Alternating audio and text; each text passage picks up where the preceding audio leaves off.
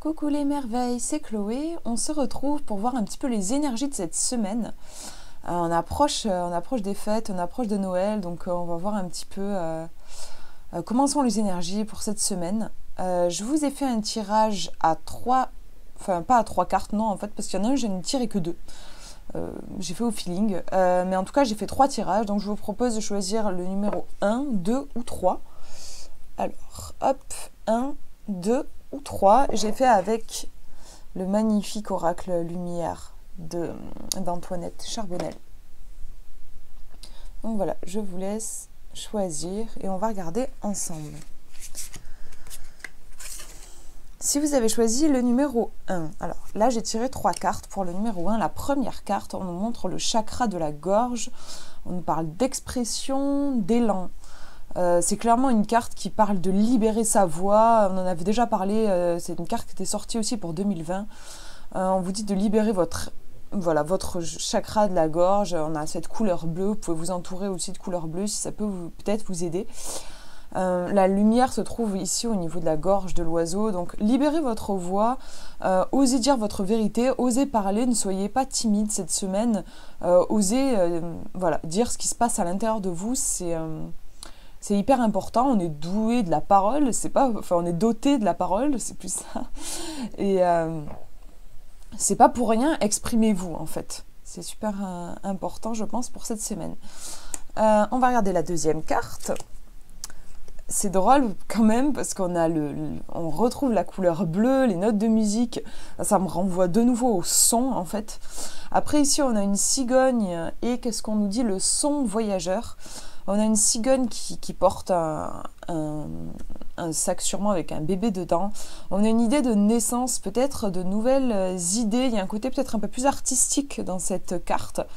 Je sais pas, quand je dis artistique, ça me fait penser à peut-être des projets, des idées qui ont envie de sortir, que vous aurez besoin d'exprimer.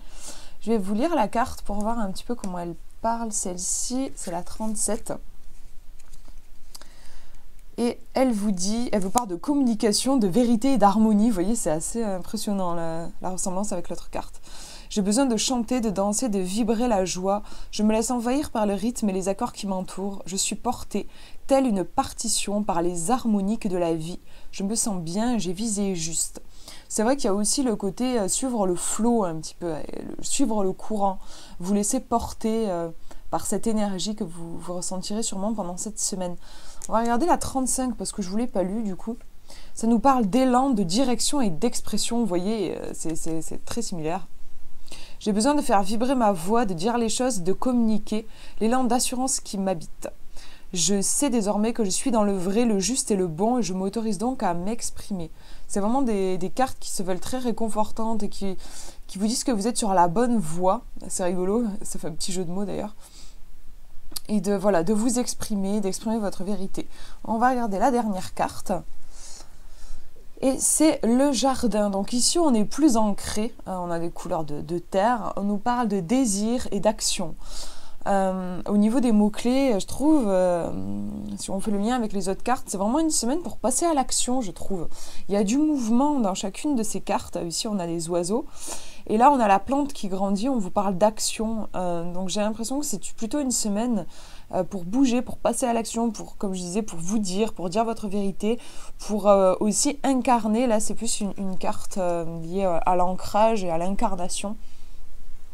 À ancrer vos idées en passant à l'action, en bricolant des trucs si vous êtes un petit peu artiste, un petit peu créatif. Je vais regarder comment elle nous parle, cette carte du jardin. C'est drôle parce qu'on a les oiseaux et le jardin aussi, je sais pas, on pourra même raconter une petite histoire. On a un côté peut-être aussi purification, en fait. Je vois un jardin avec des oiseaux qui chantent. Prenez soin de vous, on peut aussi voir un message comme ça. Ressourcez-vous, comme je disais à l'approche des fêtes, voilà, c'est toujours une période un petit peu particulière et il faut le dire, un petit peu pompante au niveau des énergies, des fois c'est un peu stressant, un peu fatigant. Justement, on nous parle du monde, de l'énergie, des désirs et de l'action pour la carte du jardin. On nous dit j'ai besoin de m'alimenter de jolies énergies, de faire circuler l'amour autour de moi, donc vous voyez, c'est vrai qu'il y a ce côté bien-être. Je cultive le bien-être, voilà, dans tout ce que j'entreprends. Donc je trouve que dans ce premier tirage, il y a plusieurs choses. On vous parle clairement de vous exprimer, de passer à l'action, de suivre le flot, suivre l'élan de la vie. Et en même temps, ce côté bien-être, prendre soin de vous, être dans des énergies qui vous élèvent. Ici, on a les chants d'oiseaux et le jardin. Donc, ça peut être aller faire une balade dans la nature ou écouter aussi des musiques qui vous font du bien, des musiques de guérison. Moi, ça m'aide vachement dans les moments où je me sens un petit peu fatiguée aussi. Voilà pour ce premier tirage. Je mets de côté, on va regarder le deuxième. Si vous avez choisi le numéro 2, on a la carte de l'aigle, le père, la structure. On a quelque chose de très solaire dans cette carte, c'est drôle, je la tire assez souvent. Ouais, il y a une énergie qui est très yang, on nous parle du père, donc action. Ici aussi, dans le premier tirage, c'était le cas. Et ici, je trouve qu'il y a une idée de s'affirmer, oser poser vos limites aussi, avoir confiance en vous, en fait, et rayonner. On a cette énergie jaune qui fait penser un petit peu au chakra, comment il s'appelle, je ne sais pas si on appelle ça le chakra solaire, non, c'est pas, je crois pas que ce soit ça. Celui qui a au niveau, je confonds. C'est le plexus solaire, un chakra qui est au niveau du plexus solaire. Voilà, cette énergie jaune, rayonner, partir un petit peu de là et ressentir votre vérité et vous ancrer. Il y a aussi un côté comme ça. Après, l'aigle, on a aussi, moi, l'aigle, ça me renvoie à prendre de la distance aussi par rapport aux événements. L'aigle aussi, il y a ce côté très majestueux, donc ouais, ne pas avoir peur, c'est pas une petite mésange ici, c'est un aigle, donc osez voir les choses en grand. On va regarder comment nous parle le bouquin. J'ai un truc dans l'œil, c'est très désagréable. Alors, le numéro 4, qui nous dit « Pouvoir, structure, règle, le père ». Je connais la source et sa vérité. Le soleil perce mon plumage d'une vigueur et d'une puissance majestueuse. Je n'ai pas peur. Je poursuis mon chemin vers ma juste vision. Je prends mes responsabilités dans ce que je pense et ce que j'applique. Mon raisonnement est logique et pragmatique. On reconnaît en moi un guide, un père qui aime sa progéniture et j'en suis fière, car j'œuvre à être un pilier pour les miens. Il y a vraiment cette notion d'ancrage, de structure dans cette carte. Donc aussi, pour cette semaine, je pense que ça peut être le conseil de ne pas vous éparpiller, ne pas partir dans tous les sens, bien vous ancrer. On vous parle aussi de responsabilité, faire un choix et l'assumer, il y a quelque chose comme ça aussi. On va regarder la deuxième carte. Et on a la voix intérieure avec la chouette.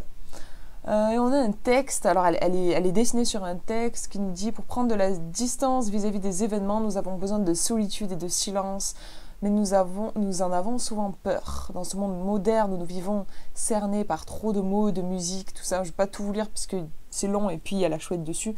Mais vous voyez un petit peu, on nous parle de solitude, de monde intérieur, la chouette qui vit la nuit, qui voit dans la nuit, qui voit peut-être dans ces moments de nuit de l'âme où on est en introspection, où on incarne un petit peu l'ermite dans le tarot, on est dans sa grotte.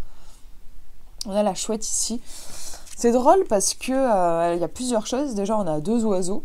Peut-être, on peut voir du coup le conseil cette semaine, prendre de la distance et de la hauteur par rapport aux événements. En même temps, ici, on a un oiseau clairement de jour, qui incarne le soleil.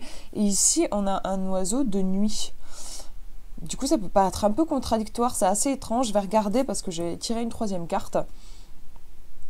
Peut-être qu'il y a une question d'équilibre, en fait, justement, entre le jour et la nuit, entre le yang et quelque chose de plus yin, entre passer à l'action et avoir des moments de calme et de repos. Peut-être que c'est cet équilibre à trouver cette semaine. On va regarder comment vous parle la chouette. La chouette a aussi quelque chose de très intuitif. Ce qui est marrant parce que je trouve que l'aigle, dans la façon dont c'était décrit, a quelque chose de plus intellectuel, de plus intellectuel, je dirais, en fait. On va regarder la 30 qui nous dit compréhension, faculté, génie. J'ai besoin de prendre conscience des dons qui ont été positionnés en moi.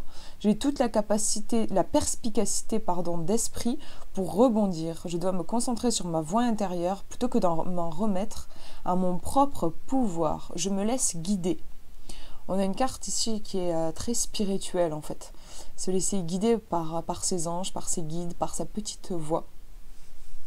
On va regarder la dernière, qui nous parle de chakra couronne. Donc ici, on reçoit vraiment la guidance. On nous parle de part divine.